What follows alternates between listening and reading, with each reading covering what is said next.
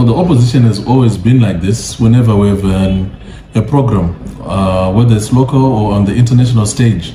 They always try to come up with certain activities which malign and bring disrepute to our country. It is quite sad that we find amongst ourselves people who would rather make a caricature of this country instead of uplifting our image, instead of inviting people and showing what is beautiful about our country. So this is the sad part of the toxicity which pervades our body politic. But unfortunately for these people in the opposition, the country has moved on from these toxic politics. We've had this toxicity since 2000 with the inception of the MDC, and it continues in various names and under various formats, but it remains the same. So as ZANU-PF was simply saying, any toxicity will not be tolerated. Any attempts to subvert the law will not be tolerated. Any attempts to malign the good image of this country and its populace will not be tolerated. It is high time we start celebrating ourselves. It is high time we start marketing our country. It is high time we start enjoying a good reputation amongst other peers in the world, instead of being the ones who bring disrepute to ourselves. So those that are saying that they'll be in the streets, we will meet them in the streets. If they're going to be in the streets unlawfully, then they will see what the law is about. No one is above the law. The laws of the land are sacrosanct, and no one can subvert the laws of this land. On that is something that is cast in stone. The laws of this land can never be subverted by anyone at any given time. Yeah, what we can all confirm over the years is that ZANU-PF has been afraid of Zimbabweans protesting against corrupt, rule. Interesting enough to watch, for what has been happening for the past few months. You have seen corruption coming out immediately before elections. We also saw the gold mafia, and I said there's been a push to really expose this regime. And I guess this is why they're paranoid, because Tavani Mpofu is sending out a message. He said ED is too conscious of his illegitimacy and so profoundly desperate for approval. You won't do anything silly in front of his guests. Let's push him within the limits of our constitutional rights. I repeat, let us deal with him lawfully. This man is fragile. And I think you've seen Prince Dubeko Sibanda as well, sharing quite a number of tweets that speak to the protests that are coming up during the SADC summit. It's quite very interesting now. We can watch these developments, and there's been a pushback from ZANU-PF threatening to arrest him. That if this man, he is too loud, please make sure that he's locked up. Again, that's their machination. We also know the 78, which include Senator Timber, that are still held at ransom for absolutely nothing because the regime is in paranoia. Very interesting. So last night, you actually saw videos that were circulating. Again, police are sending a very strong, chilling message to Zimbabwe. They said, hey, if you try this protest, we are just ready for you. I saw them talking about the issue of how they have to throw the tear gas. Take a look at that. For the director of the week, using what we call color smoke. Yes, ladies and gentlemen, let us test the director of the week. Members of the public, usakana direct mabazokwaza. Hazo zvinopisa.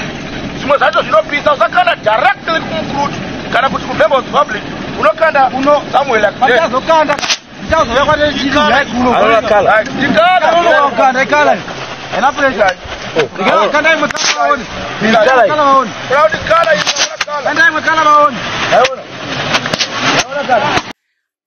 the good news is that, there's going to be protection actually for this upcoming protest. I'm going to read out the message that was sent out by JAIROSI. He said, dear Zimbabweans, in August, let us all go out to register our discontent with Mnangagwa, his wife, children, cronies. The lot are corrupt and brutal to the detriment of our country. We have done it before in November 2017 when we went out peacefully in our numbers and removed Mugabe.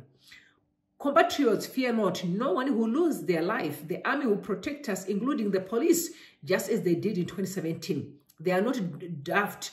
They too understand that constitutionally peaceful protests are allowed, and they are willing to protect protesters as they did in 2017.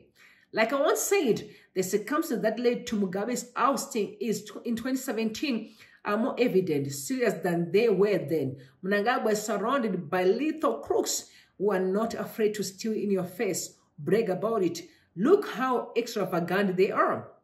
Lastly, ignore the video clips of the riot police Zimbabwe and ZANU-PF military in training who are said to be preparing to beat demonstrators. Some of the videos are old and coming from Mnangagwa and these children's fuzz trust outfit. They are meant to instill fear in you. So relax and chill. What he's simply saying is that there won't be no one being hurt because everyone, I mean, who doesn't know the situation in the country? I think, like I've always been saying, we cannot survive who will be Mnangagwa's downfall. You know, the expose, very clear, and again, only a fool in Zimbabwe would be in a position of supporting Mnangagwa. I said only a fool, because honestly, the information is all there at our disposal. We can see what's going on in this country, and we're prepared to carry on in such a very toxic environment. We need to decide as Zimbabwean people, all right?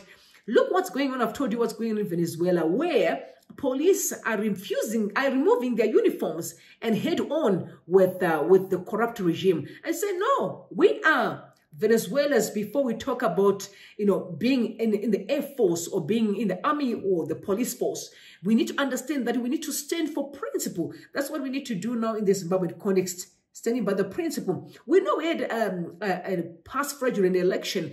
We had what happened with the ZEC scandal. We've been playing dead for too long in the arrogance, especially from Priscilla Chigumba. Unbelievable. The woman she's so disrespectful. But there was a message sent out by Prince Dubeko. Again, you also heard what Chamisa said. He said dialogue on unresolved 2023 elections. Stop decimating of opposition by reinstating and illegally recalled councillors and MPs, opening up of the democratic space and unconditional release of all political prisoners, inquire all corrupt scandals, e.d. the ZEC $100 million deal. Like I told you, again, we've been played. It's simply, you know, think that we are so dumb and stupid. What has been happening in Zimbabwe is really nothing but very much unfortunate. The regime is in paranoia. They can't stand. I've seen people fighting also. Farai Marapira, really, they did not play with the tweets that he was sending out. All I can say to you, Zimbabweans, we need to remain resolute for one thing alone. I'm begging you, for the first time, please. I know we did in 2017, we can do it like this time.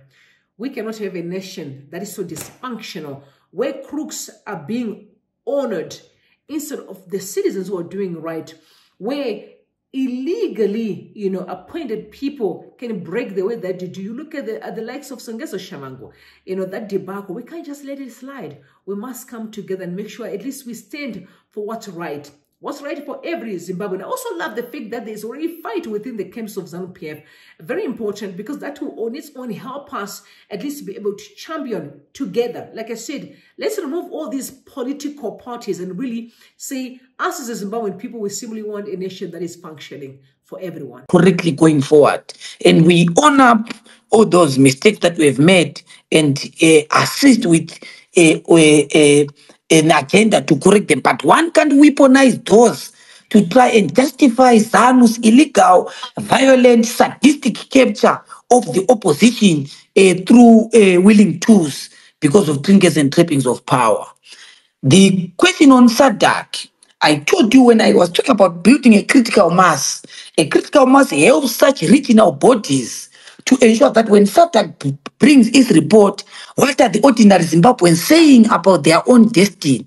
So it must be a coalition, or it must be a collective effort of the position of the regional bodies. We have to exhaust procedurally the Zimbabwean case. It goes to Troika, and Troika sets the agenda for the summit, and summit discusses issues. And I think that Honorable Gate Satchwayo is more knowledgeable about the processes and how SADC deals with matters of its member states, and particularly the report. I know that without doubt that there was a response that came from SADC to President Chamisa by virtue of him being the one who wrote to SADC as a participant of the election.